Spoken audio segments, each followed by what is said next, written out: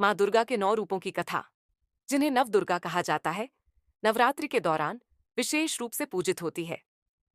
प्रत्येक रूप की अपनी विशेषता और महत्व है। यहाँ 9 रूपों की कथा संक्षेप में दी गई है।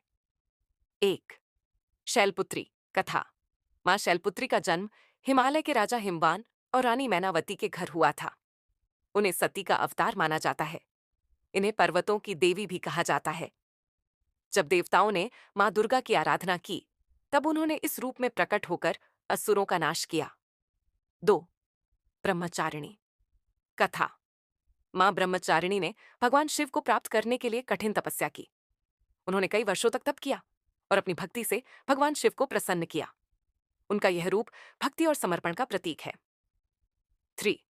चंद्रघंटा कथा। माँ चंद्रघंटा का रूप युद्ध के लिए सज्जित होता है। ये देवी का विवाह भगवान शिव से होने के बाद का है। उनकी घंटे के आकार की छांद के रूप में विशेषता है, जो बुराई पर विजय का प्रतीक है। 4. कूष्मांडा कथा। मां कूष्मांडा ने अपनी मुस्कान से संपूर्ण ब्रह्मांड की रचना की।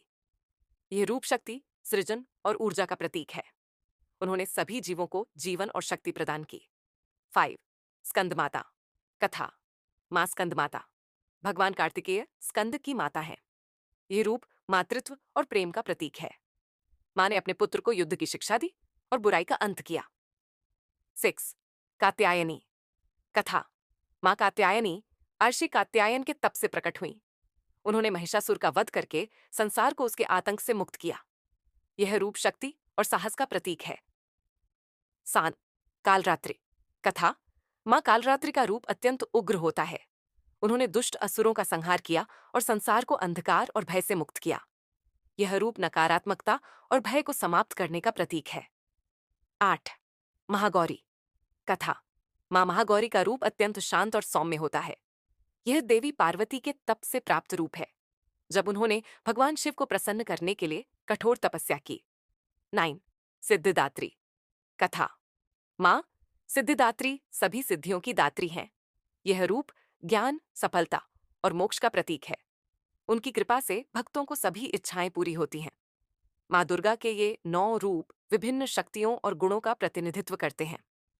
नवरात्रि के दौरान उनकी आराधना से भक्तों को मानसिक, शारीरिक और आध्यात्मिक शक्ति प्राप्त होती है। ये कथा बुराई पर अच्छाई की विजय का संदेश देती है। अगर आपको हमारा ये वीडियो अच्छा लगा हो, तो कमेंट सेक्शन में जय माता दी जरूर लिखें।